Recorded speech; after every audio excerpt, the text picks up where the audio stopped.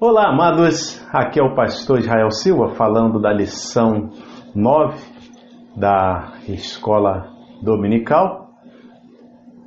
Contrastes na adoração da antiga e nova aliança.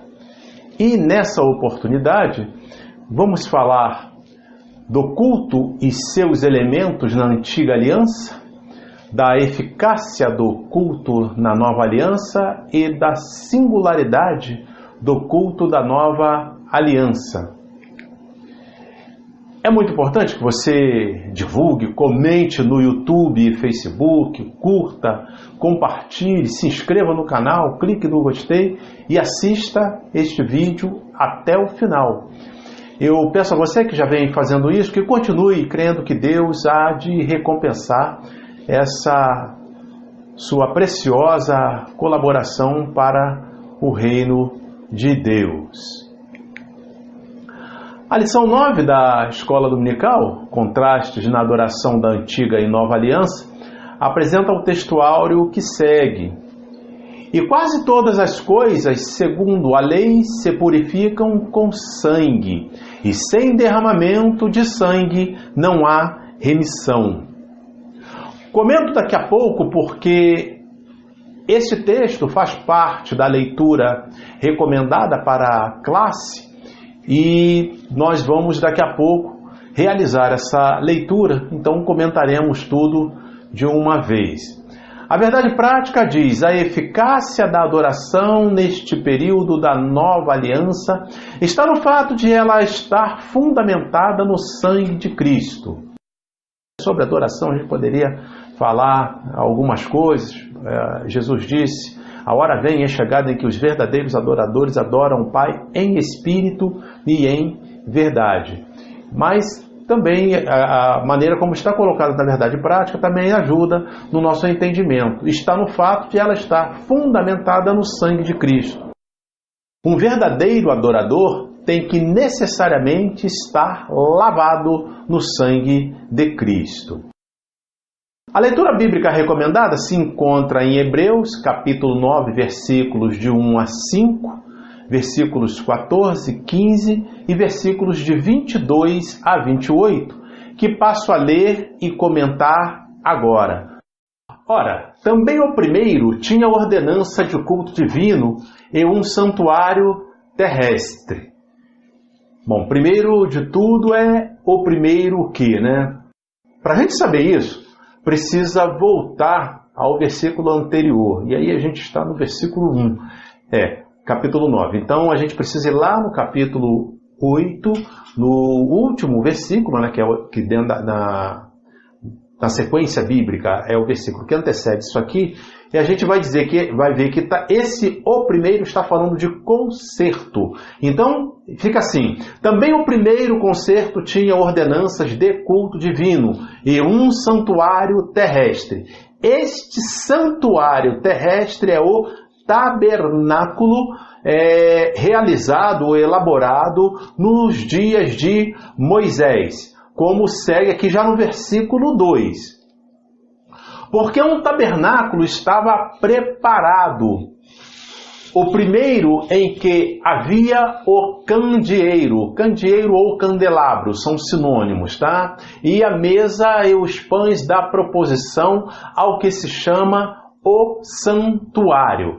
Aqui o autor está falando sobre o tabernáculo. Daqui a pouco a gente vai dar um pouco mais de detalhes sobre tabernáculo, embora não seja tema da nossa lição, mas é necessário fazer isso porque senão vai ficar falando aqui uma série de conceitos que pode ser difícil para alguns irmãos acompanharem. Então, porque um tabernáculo estava preparado. O primeiro em que havia o candeeiro, ou seja, o candelabro, e a mesa e os pães da proposição ao que se chama o santuário. São peças, são elementos que haviam no tabernáculo, como nós vamos mostrar com mais detalhe daqui a pouco. Mas depois do segundo véu estava o tabernáculo, que se chama o Santo dos Santos. Aqui o escritor está considerando como o tabernáculo, a princípio a gente costuma falar de uma peça maior, mas é claro que a parte mais importante, a ênfase, como se fosse o coração, do tabernáculo, era evidentemente o local chamado Santo dos Santos. Então, por isso que ele está dizendo dessa forma. Depois do segundo véu estava o tabernáculo, que se chama Santo dos Santos. Por quê? Havia um véu, esse véu seria melhor a gente chamar de cortina. Havia aquela primeira cortina, uma vez passada, entrava no lugar santo. Nesse lugar santo, só os sacerdotes podiam entrar. E depois chegava-se ao lugar santo dos santos. Daqui a pouco a gente fala mais disso. Versículo 4. Que tinha um incensário de ouro e a arca da aliança coberta de ouro toda em redor, em que estava um vaso de ouro que continha o maná e a vara de Arão que tinha florescido e as tábuas da aliança. Atenção para esse versículo 4, tá? As pessoas que não acompanham a escola dominical, se você fizer uma pergunta dessa, vai ser muito difícil. A pergunta seria: vai ser muito difícil você encontrar a pessoa que sabe pelo menos localizar onde é que está escrito isso. Se bem que hoje com computador faz uma busca rápida, né? Mas se tiver uma noção, encontra. Mas a verdade é que nesse versículo aqui, ele dá o conteúdo da arca que ficava no tabernáculo. E depois, mais tarde, a arca foi ainda também para o primeiro templo, né, que foi construído, o templo de Salomão, construído nos dias de Salomão, e tinha esses elementos, que está aqui nesse versículo 4. Um vaso de ouro, que continha o maná, e a vara de Arão, que tinha florescido, e as tábuas da aliança, as tábuas que Moisés havia escrito. Bom, não sei se ficou claro aqui. A pergunta é: o que havia na arca da aliança? A arca ficava dentro do tabernáculo. Tá? E o que tinha dentro dessa arca? O que havia dentro dessa arca? A resposta está nesse versículo 4. A arca da aliança, coberta de ouro, toda em redor, em que estava um vaso de ouro. Então havia lá uma peça, o vaso de ouro, que continha o maná. Então podemos chamar de segundo conteúdo, maná. E a vara de Arão que tinha florescido, terceiro elemento. E as tábuas, vamos chamar as tábuas, no mesmo estando no plural, de um quarto elemento, as tábuas da aliança. Isso é o que havia na arca do concerto, a arca que ficava dentro do tabernáculo. Versículo 5. E sobre a arca os querubins da glória, que faziam sombra no propiciatório, aos quais coisas não falaremos agora particularmente. Bom, chegamos a esse quadro, o tabernáculo, e a importância dele, ele é muito bom para se ministrar. Aí eu falo principalmente aí para professores de escola dominical. Essa versão desse quadro aí, você pode conseguir ele na CPAD. Pelo menos foi onde eu acho, onde eu consegui esse. Também tem uma outra publicação que eu vou mostrar depois para vocês, o Atlas Histórico e Geográfico da Bíblia, de Paul Lawrence. Creio que a pronúncia esteja correta. E Paul Lawrence. Isso aí, acho que aqui fica melhor. Paul Lawrence. Atlas. Aqui. Muito bem. Essas duas publicações falam de tabernáculo. Então, para você que está aí me acompanhando aí no quadro, para a gente mostrar, seria o seguinte. Então está lá escrito tabernáculo, a maior letra que tem lá. Abaixo dele está a forma completa do tabernáculo. Tem aquele cercado ali retangular. E aí dentro desse local, que ali já é o tabernáculo em si, ali já é um local onde só os judeus podiam entrar, os gentios não podiam entrar ali. Então, ele entrando pela porta, né, desse grande cercado, vamos chamar assim, do tabernáculo, você andando em linha reta, você vai chegar na primeira cortina, que chama geralmente as traduções da Bíblia, vamos chamar de véu, que seria o primeiro véu. Ali é o acesso para o lugar santo. No lugar santo só podia entrar sacerdotes. Bom, aí se você continuar em linha reta, você vai chegar na outra cortina, ou no outro véu, né, conforme as traduções que a gente ouve, e que será a separação para o lugar santíssimo. Aí atenção, no lugar santíssimo, somente o sumo sacerdote entrava, atenção, uma vez por ano. Eu já ouvi algumas referências falando coisas diferentes disso, mas olha, Levítico, capítulo 16, nos mostra que é uma vez por ano que entrava ali o sumo sacerdote. Só ele podia entrar e só desta feita. Então, é o que a Bíblia diz, a gente não pode ir além da Bíblia. Também algumas outras pesquisas nos mostram o seguinte: essa entrada, ela ficava do lado leste do tabernáculo. Até isso tinha preocupação. Então, assim, entrava pelo leste e ia cortando como se fosse uma comparação boa, como se você estivesse andando no Equador. Você ia andando em direção ao véu, às cortinas, estaria andando de leste para oeste, até que o local, lá o lugar santíssimo, ou Santo dos Santos, ele estava a oeste, da parte oeste do tabernáculo. Então era um cruzamento em linha reta, seria isso, andando de leste para oeste. Ele sempre era colocado desta forma.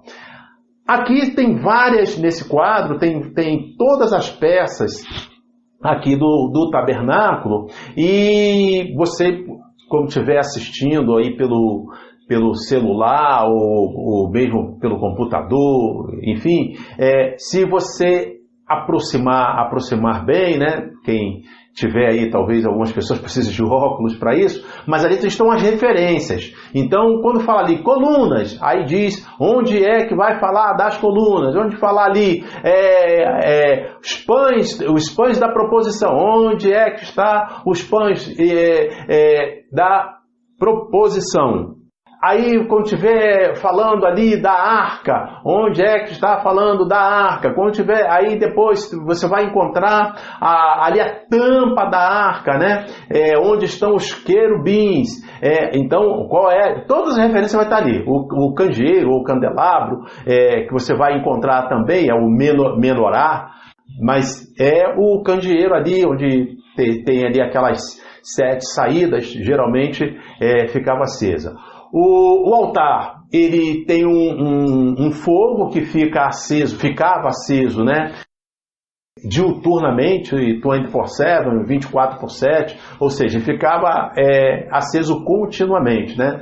Levítico 6:13, o fogo arderá continuamente sobre o altar e não se apagará. Aí na parte ali já no lugar santo está o candeeiro ou o candelabro, ali que ele também fica ali aceso, os sacerdotes mantinham essa rotina. Então cada peça dessa tem aí nesse quadro as referências, aí o professor, ou você, o estudioso, a pessoa, o irmão que queira se aprofundar mais nessas questões daí do como funcionava o tabernáculo, vai poder fazê-lo. Aí tem mais um detalhe.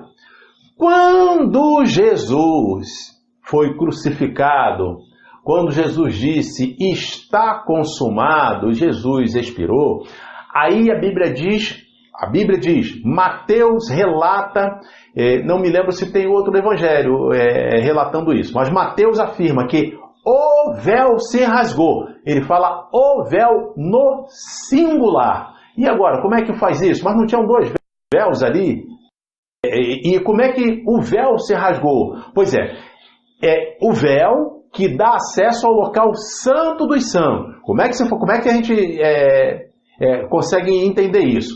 Houve o tabernáculo nos dias de Moisés, aí você vai caminhando no tempo.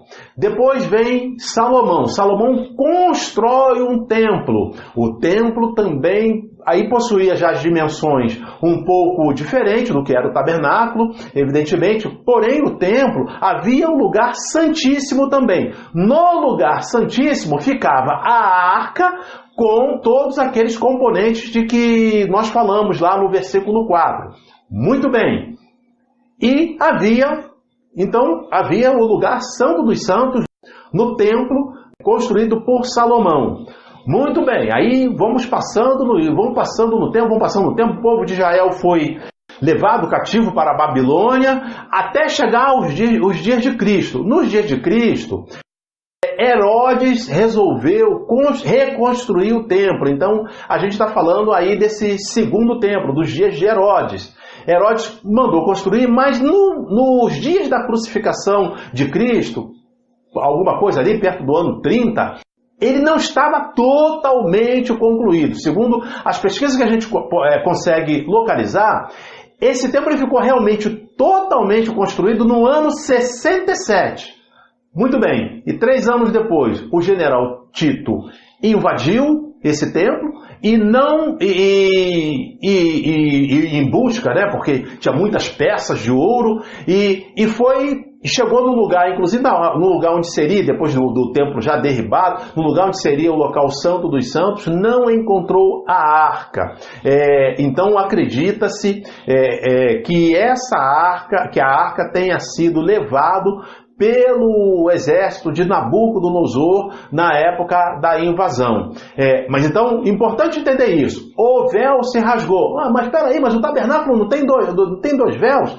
O tabernáculo tem. Mas o véu que se rasgou é o véu que havia no templo nos dias de Herodes, que Herodes era a autoridade na época em que Jesus foi crucificado. Então Herodes mandou fazer esse templo e aí, nesse caso, só havia um véu. Esse véu era muito forte, essa cortina, ela era muito forte, pessoas usando uma força natural não conseguia rasgar esse véu, rasgar essa cortina. E a Bíblia diz que ele foi rasgado de alto a baixo, milagrosamente, por ocasião de quando Jesus entregou o Espírito, quando Jesus morreu ali na cruz do Calvário, para, evidentemente, ressuscitar 3 dias depois.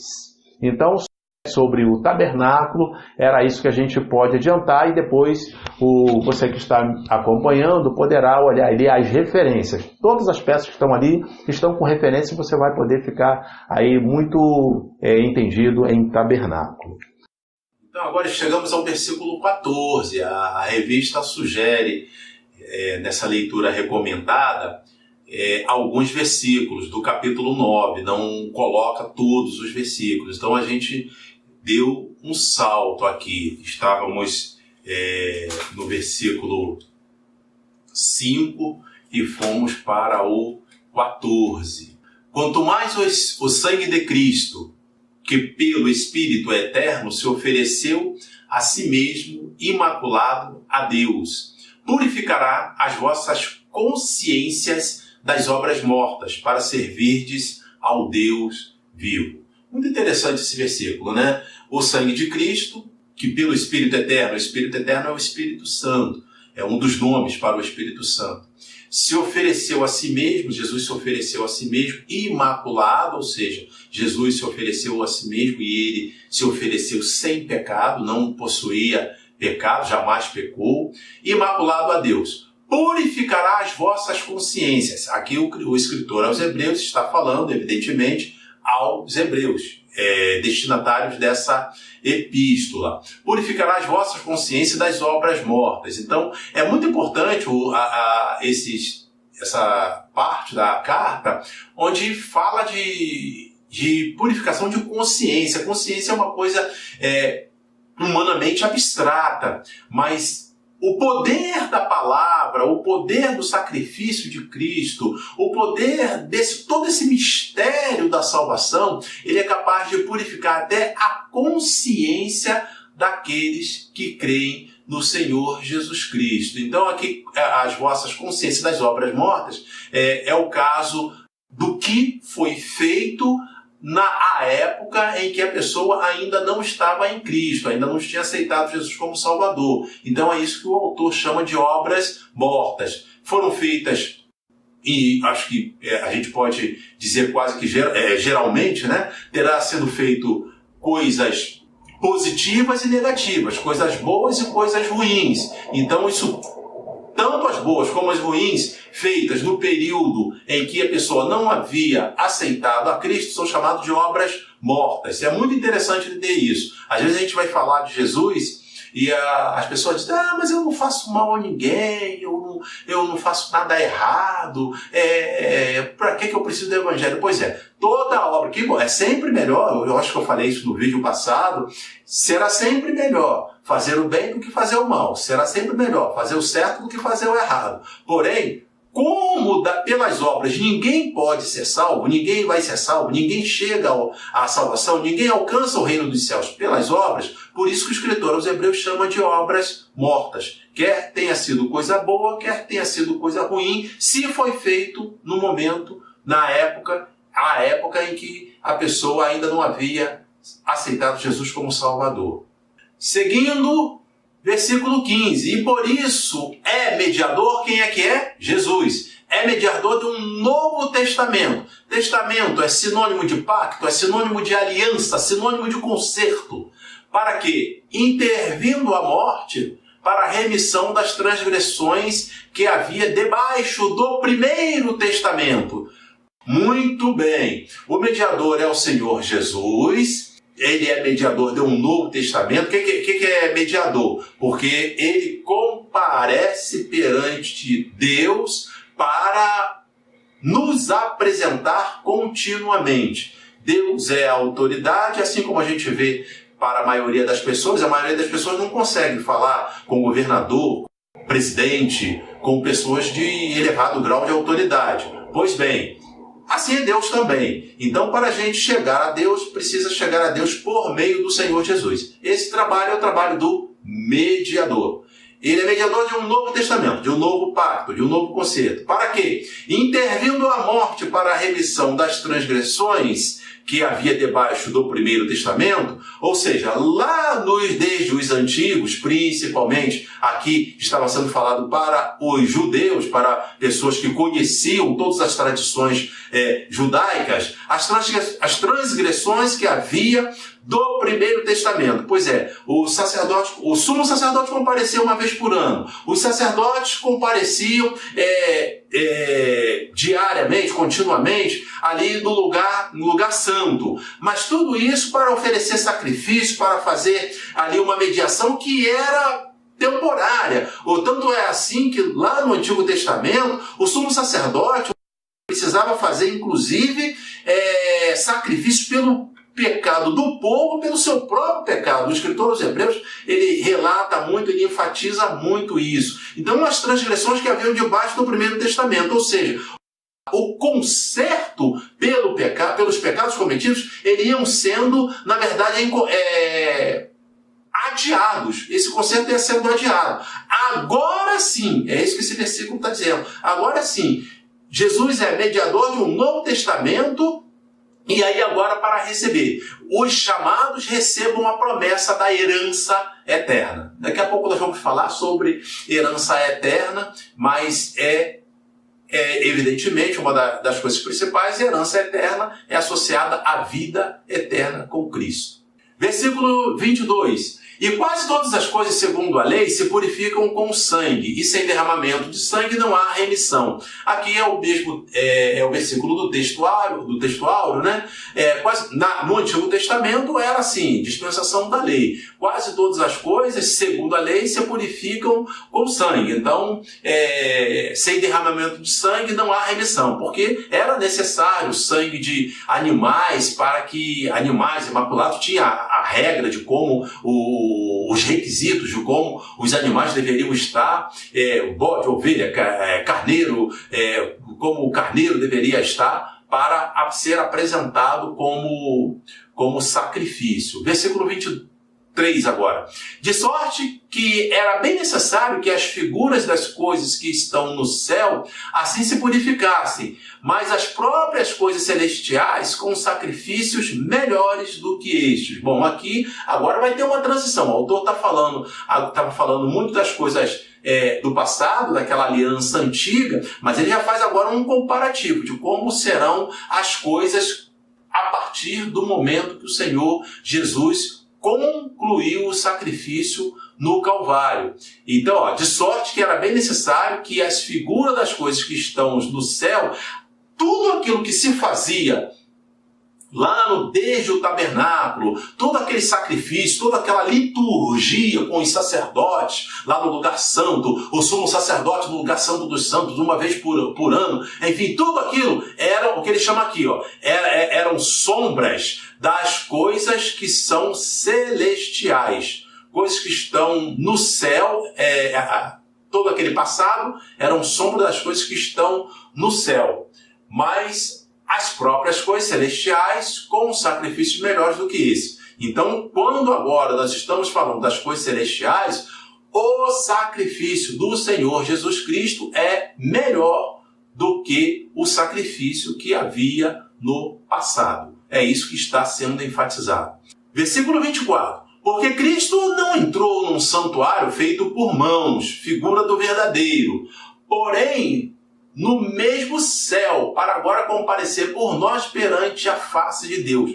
Uma continuação daquela linguagem do 3º versículo. É importante a gente repetir, porque são conceitos que não são frequentes a gente ouvir alguém falar sobre isso, assim, pormenorizado de textos da carta aos Hebreus. Então vamos lá. Porque Cristo não entrou no santuário feito por mãos, ou seja, aquele santuário lá dos dias de Moisés foi um santuário construído por mãos humanas, mãos abençoadas. A Bíblia diz que Bezalel recebeu o dom de Deus, sabedoria de Deus para trabalhar com ouro, trabalhar cortando as pedras da maneira certa, enfim.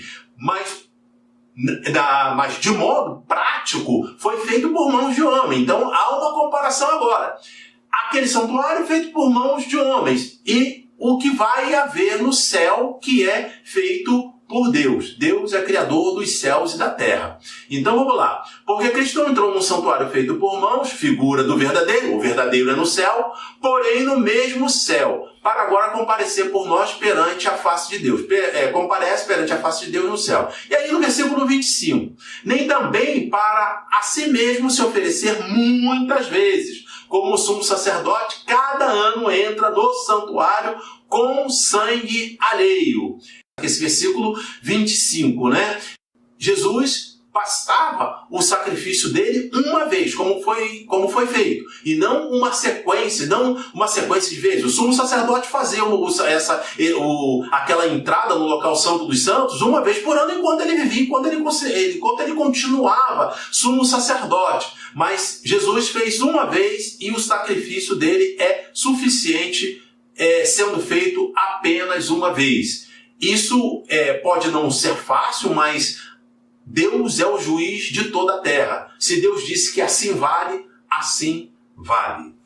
Versículo 26. De outra maneira, necessário lhe fora padecer muitas vezes desde a fundação do mundo, mas agora, na consumação dos séculos, uma vez se manifestou para aniquilar o pecado pelo sacrifício de si mesmo. O escritor está falando de Jesus. De outra maneira, necessário lhe fora padecer muitas vezes desde a fundação do mundo. Ou seja, se assim não fosse, seria necessário que Jesus fizesse tal como os sumos sacerdotes do passado. Mas Jesus é diferente, porque Jesus é o Filho de Deus. Lá no passado, era sangue de animais que se apresentava como sacrifício. E Jesus derramou o seu próprio sangue.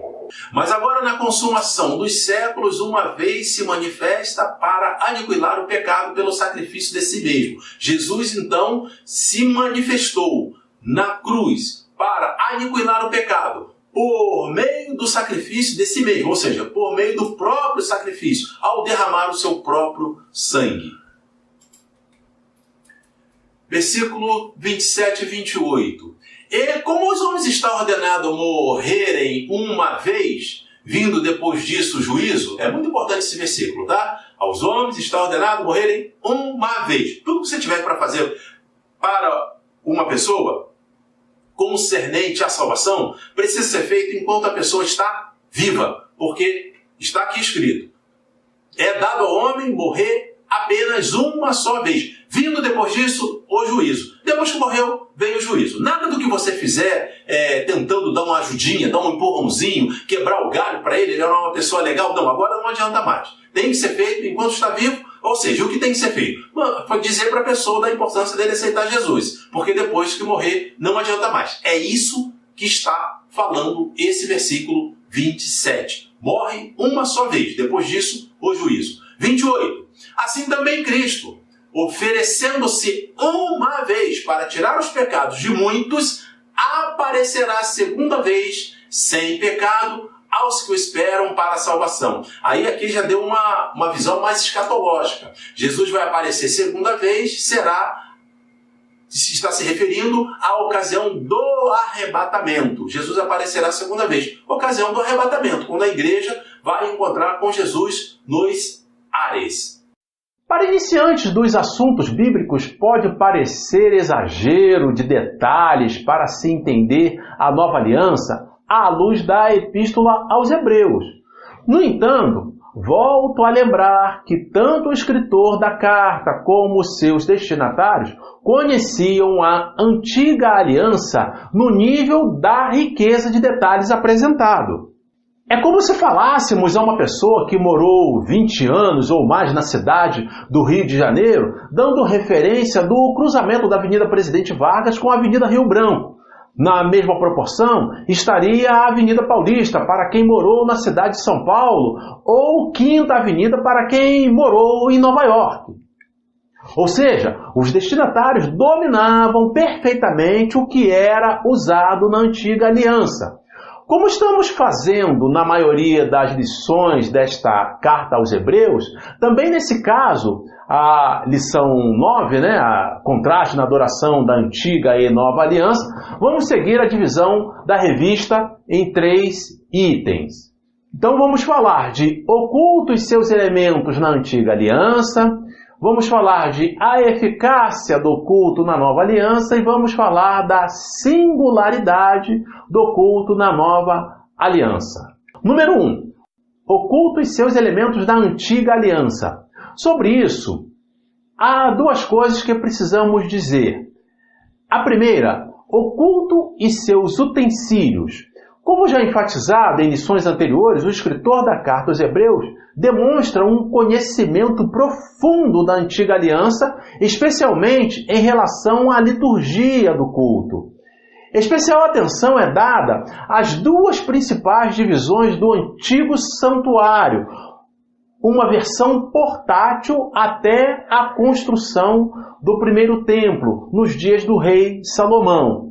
Ou seja, aquele tabernáculo era um santuário portátil, ele foi feito, Deus mandou que se fizesse daquela forma, com uma riqueza de detalhes lá no deserto. Então, durante os 40 anos de peregrinação, praticamente os 40 anos, porque eles saíram, teve o espaço de tempo para que se conseguisse construir aquele tabernáculo. Então, ficou aquele santuário portátil, fazendo parte da identidade espiritual do povo judeu. Ou seja, havia a parte denominada lugar santo e a parte chamada Santo dos Santos. No santo lugar estavam o candelabro e a mesa dos pães da proposição. No segundo compartimento, o Santo dos Santos, que era separado do primeiro por uma cortina, o autor cita a Arca da Aliança e o incensário de ouro. A segunda, o culto, seus oficiantes e liturgia. Liturgia significa a ordem prática de condução do evento. E nesse caso, o candelabro representa o testemunho do povo de Deus, a mesa dos pães da proposição, a comunhão com Deus, o altar do incenso, a oração e a arca do concerto, a presença de Deus.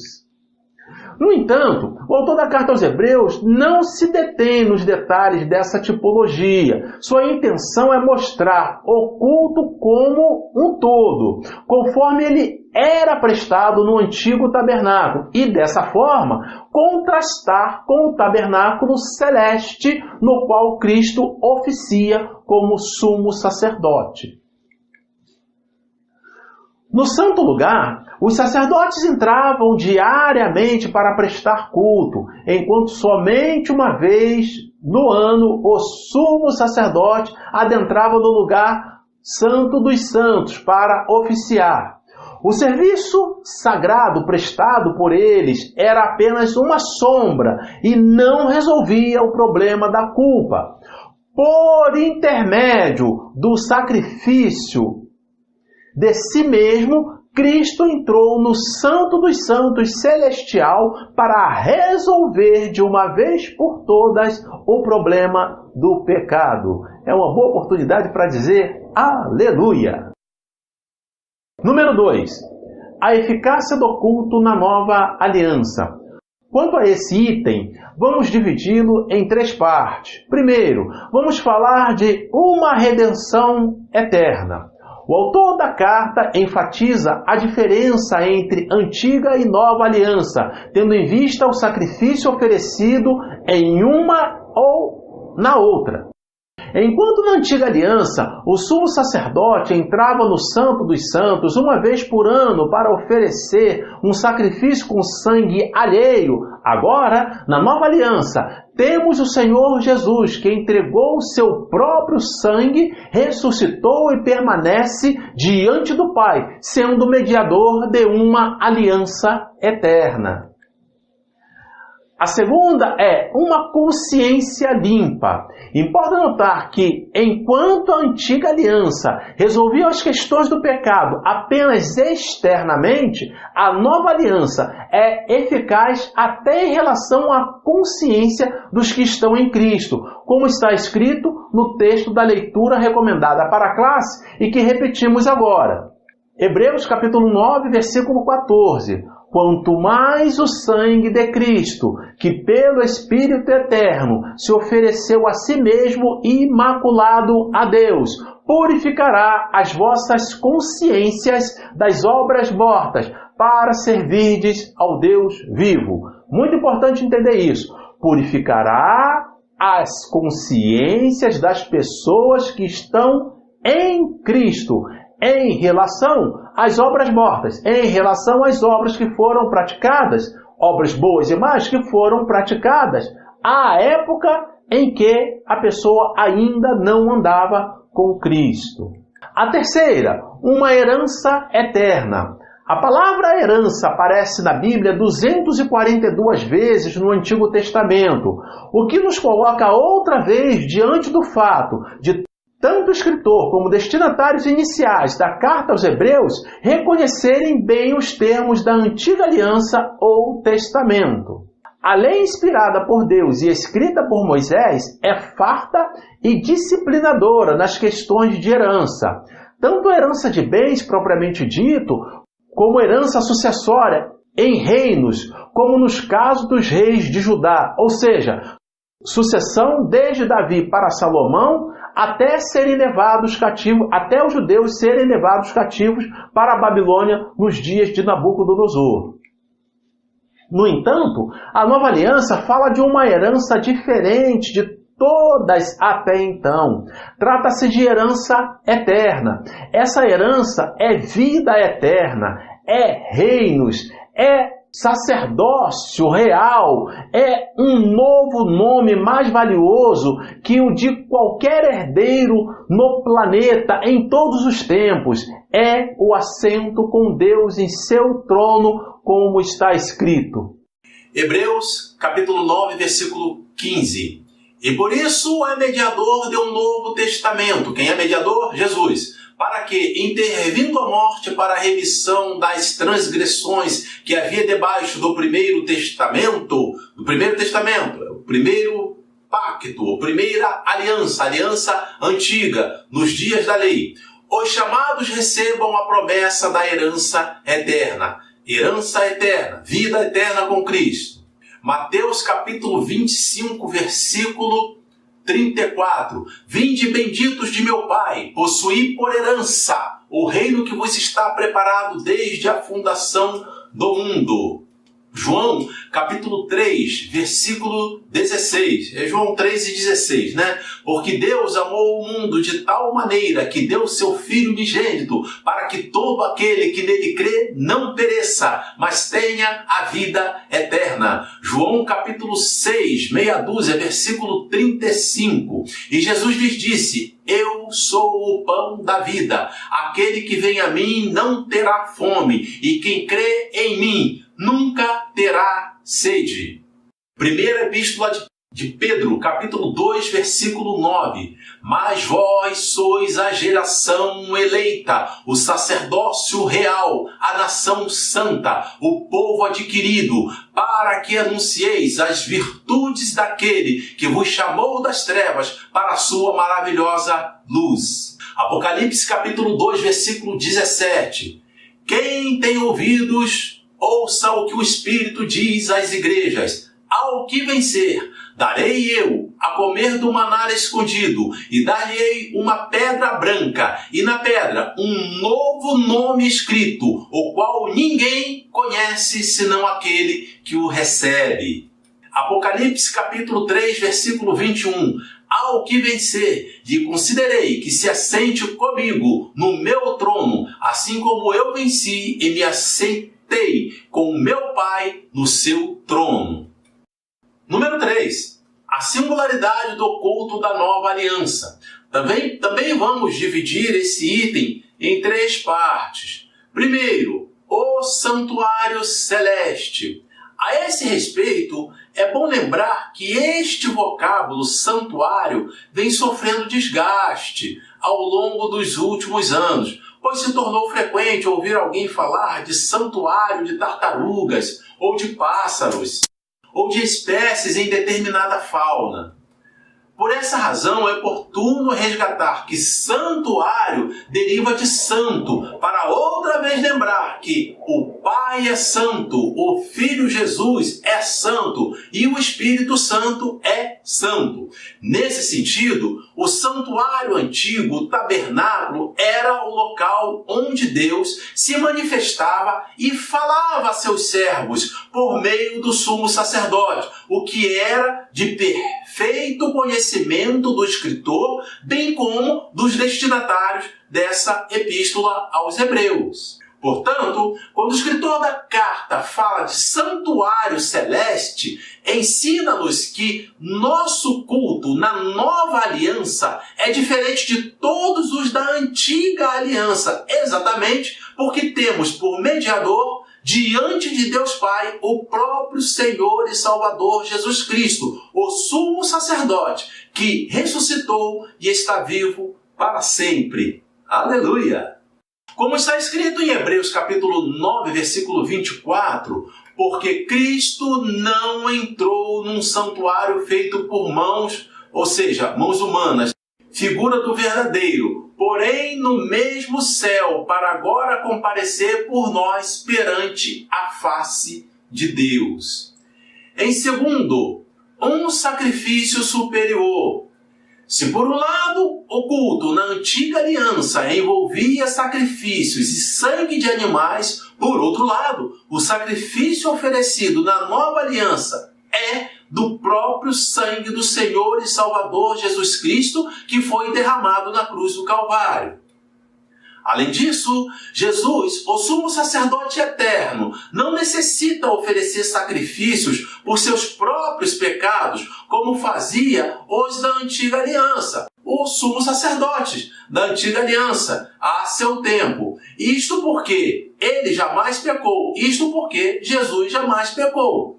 E sequer Jesus necessita de fazê-lo muitas vezes, pois o sacrifício do Filho de Deus, realizado uma só vez, é suficiente para purificar os que nele creem de todo o pecado, uma vez por todas, como está escrito. Primeira Epístola de João, capítulo 1, versículo 7. Mas se andarmos na luz como Ele na luz está, temos comunhão uns com os outros, e o sangue de Jesus Cristo nos purifica de todo pecado.